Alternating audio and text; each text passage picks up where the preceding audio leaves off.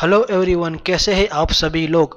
तो इस वीडियो में हम बात करने वाले हैं सीए फाइनल के फॉर्म सेट ए के कुछ मोस्ट रिपीटेड क्वेश्चन जो कि अभी रिसेंटली पूछे गए हैं। तो मैंने क्या किया, जितने भी कॉमन क्वेश्चन पूछे गए हैं आपके औदोला में, लाइक फेमा, एफसीआर या आईबी से, मैंने ये सबका क्वेश्चन जो है इस पीडीएफ में डाल दिया है। आप इस पीडीएफ को एग्जाम दे के पहले एक बार रिवाइज करके जानेगा, आपको चाहेगा। आपको कम से कम 20 से 30 मार्क का इस पीडीएफ से देखने को मिलेगा। तो अगर आप इस चैनल पे नए हो तो सब्सक्राइब करना ना भूलेगा। अगर आप को फॉर्म सेट में ज़्यादा से ज़्यादा मार्क्स स्कोर करना है तो आप मेरे इस स्ट्रैटेजी वाली वीडियो को देख सकते हो।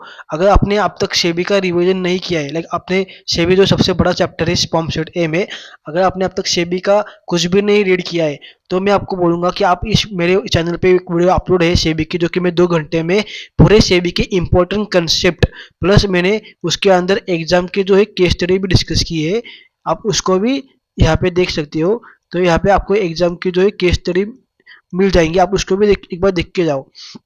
ये जितने भी नोट्स है ये टेलीग्राम ग्रुप पे आपको मिल जाएंगे। आप चाहे तो मुझे सोशल मीडिया अकाउंट पे कनेक्ट कर सकते हो, इंस्टा अकाउंट पे।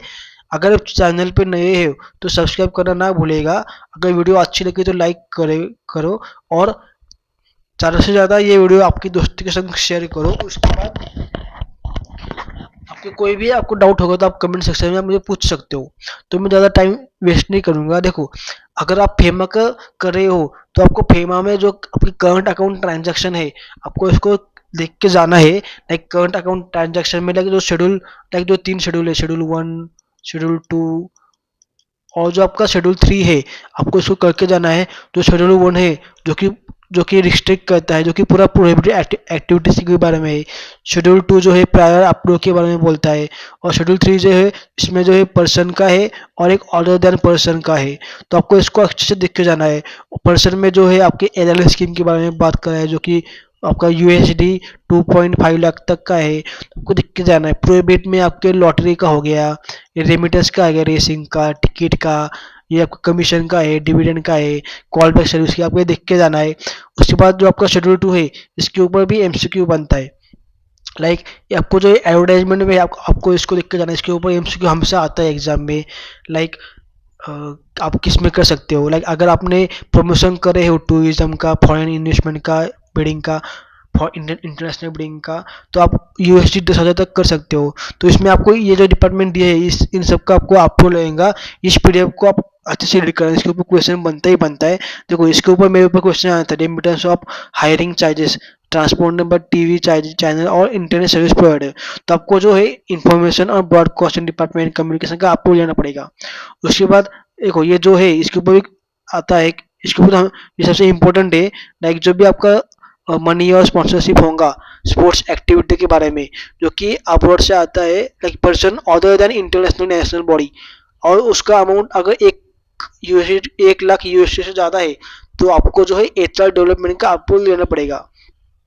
तो आपको याद रखना है कि इसमें जो इंटरनेशनल बॉडी है वो नहीं आती। लाइक अगर आपका बात करें इंडिया में, लाइक बीसीसीआई है क्रिकेट के लिए, तो बीसीसीआई को इसकी ज़रूरत नहीं है। ये केस स्टडी आपके स्टडी मटेरियल में भी है, तो ये मेरे एग्जाम में भी आया था। उसके बाद जो रेमिटेंस होता है पीएनआई क्लब का, तो इसका भी क्वेश्चन आता है। देखो, मैंने कहा था शेड्यूल 3 में, देखो जो इंडिविजुअल है उनको जो है ये एलआरएस स्कीम में आप यूएसडी 2.5 लाख तक का आपको एग्जाम्शन, मतलब आपको अप्रूवल लेने की जरूरत नहीं है आरबीआई की, प्रायर अप्रूवल इसमें हम आरबीआई का लेते हैं।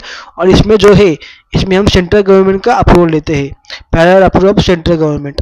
ठीक है, तो इसमें जो है हम सेंट्रल गवर्नमेंट का अप्रूवल लेते हैं।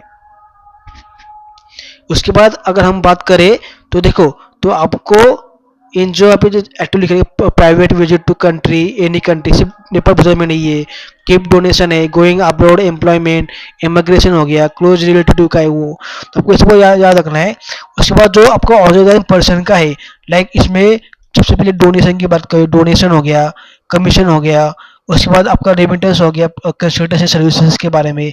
तो इसके ऊपर हमेशा क्वेश्चन आता ही है। देखो, एग्जाम में जो है इसके ऊपर क्वेश्चन आता है कमीशन के ऊपर पे, तो आपको ध्यान देना है कि आपको जो कमीशन आपको जो मिलने वाला है उस पर क्या लिमिट है। जो कमीशन का देखो, कमीशन यहाँ पे कमीशन के ऊपर क्वेश्चन आता है, तो आपको जो है कमीशन के ऊपर देखना है। जो कमीशन पे जो है 25,000 का लिमिट है, और जो है 5% ऑफ इनवर्ड रेमिटेंस। तो आपको याद रखना है 5% ऑफ इनवर्ड रेमिटेंस जो है इसमें विचेवर इज हायर है, तो आपको इसके ऊपर एक क्वेश्चन देखने को मिलेगा। उसके बाद एक कंसल्टेंसी सर्विस की $1 million और 1 लाख पर प्रोजेक्ट, तो उसको देख के जाना है। उसके बाद देखो अभी रिसेंटली जो है फेमा ओवरसीज मैंने यहाँ पे चार्ट दिया है आपको, जो है फेमा ओवरसीज जो आपकी फेमा फाइनेंशियल कमिटमेंट है इसके ऊपर भी एमसीक्यू आ रहा है, आपको ये करके जाना है। उसके बाद ये जो शेड्यूल है, शेड्यूल 1 2 3 4 इसके ऊपर भी एमसीक्यू पूछ रहे हैं, आप इसको रेफर कर सकते हो। तो जो शेड्यूल 4 है, लाइक आपका जो ट्रस्ट है, ट्रस्ट सोसाइटी हॉस्पिटल, इसके जो कंडीशन है आपको उस कंडीशन को देख के जाना है। तो इसके ऊपर भी अभी रिसेंटली क्वेश्चन आ रहे हैं, आपको उसको करके जाना है। लाइक फाइनेंस की आप कितना परसेंट कर सकते हो, 400% ऑफ नेटवर्क फाइनेंशियल कमिटमेंट, इस चार्ट को आप रेफर करो। ये सब नोट मेरे टेलीग्राम पे है।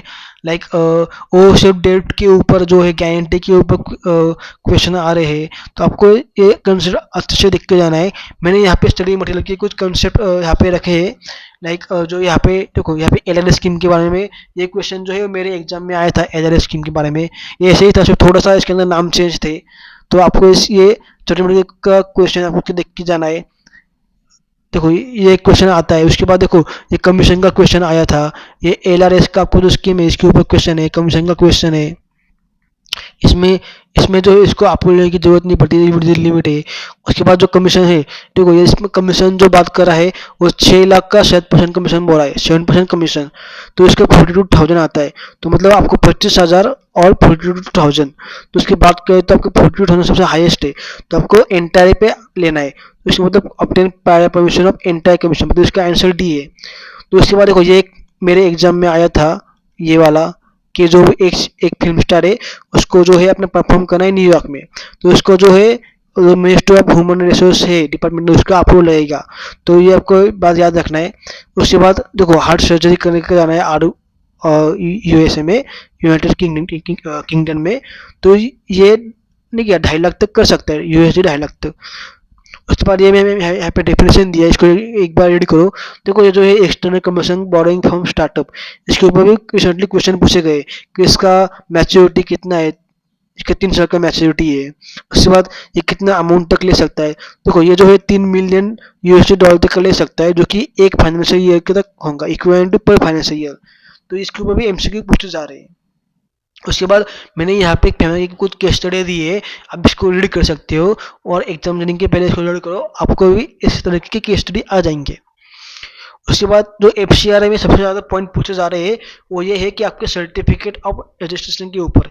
तो आपका सर्टिफिकेट ऑफ रजिस्ट्रेशन को ये आप चार्ट को अच्छे से पढ़ सकते हो, मैंने सबको समराइज किया है। देखो आपका कब कैंसिल होगा, लाइक अगर आपने सब टर्म का वायलेशन किया है, आपका कब इनएक्टिव होगा अगर 2 साल तक आपने काम नहीं किया है, अगर पब्लिक इंटरेस्ट में करे तो आपका रजिस्ट्रेशन कैंसिल हो जाएगा। अब पूरा सस्पेंशन है कब तक, इसके ऊपर एमसीक्यू आता है कि कितने दिन के लिए होगा, लाइक 180 दिन। आप एक्सटेंशन भी ले सकते हो 180 दिन का। इसके ऊपर भी आता है कि आपको जो फॉरेन कंट्रीब्यूशन है उसका क्या होगा। देखिए आप किसी भी तरीके का नया फॉरेन कंट्रीब्यूशन एक्सेप्ट नहीं कर सकते, पर आपका जो एग्जिस्टिंग रहेगा आप 25% तक विड्रॉ कर सकते हो, पर आपको सेंट्रल गवर्नमेंट का प्रायर परमिशन लेना पड़ेगा। और जो भी 75% होगा बैलेंसिंग, वो तो आपकी रिवोकेशन के बाद ही आपको मिलेगा। तो इसके ऊपर भी रिसेंटली क्वेश्चन आ रहे हैं। ये भी फॉर्म पूछते हैं कि आप अगर आपको सरेंडर करे हो तो कौन से फॉर्म में होगा, तो आप याद रखना है फॉर्म FC7 में आप सरेंडर करेंगे। उसके बाद देखो अगर आप किसी भी तरीके का रिपीटेटिव ऑफेंस करते हो एफसीआरए के एक्ट के रूल्स में, तो आपको जो 5 साल तक बैन कर सकते हैं from the date of subsequent convocation. तो इसके ऊपर भी एक क्वेश्चन आया था रिसेंटली। उसके बाद अगर मैं बात करूँ तो आपका जो सर्टिफिकेट ऑफ रजिस्ट्रेशन जो भी कैंसिल होगा, आपको 3 साल तक आपका कैंसिल होगा। तो 3 साल तक आपको जो है कूलिंग पीरियड करना पड़ेगा, उसके बाद आप 3 साल के अंदर अप्लाई नहीं कर सकते।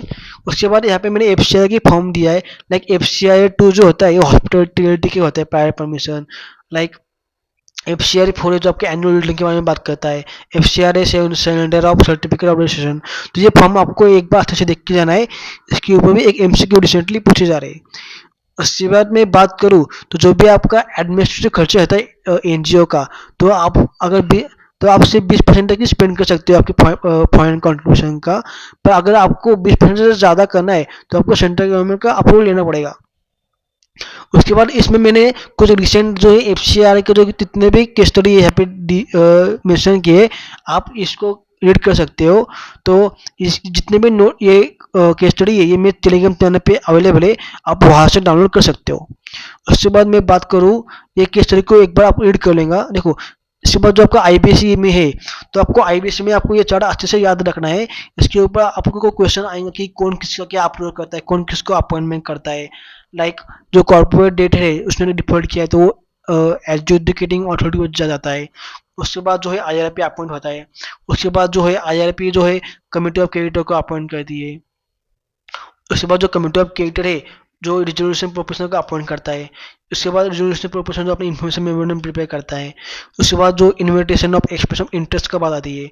उसके बाद जो सबमिशन करता है resolution plan to resolution applicant को। उसके बाद जो भी प्लान है उसको इवेल्यूशन किया जाता है कमिटी ऑफ क्रेडिटर के द्वारा। अगर ये प्लान अगर अप्रूव हो गया तो उस प्लान के अकॉर्डिंग आपका जो है पूरा ये होता है अरेंजमेंट होता है। अगर ये रिजेक्ट हो गया है या फिर रेजोल्यूशन प्लान को कमिटी ऑफ क्रेडिटर ने रिजेक्ट कर दिया है तो आप जो है लिक्विड कंपनी का लिक्विडेशन होता है।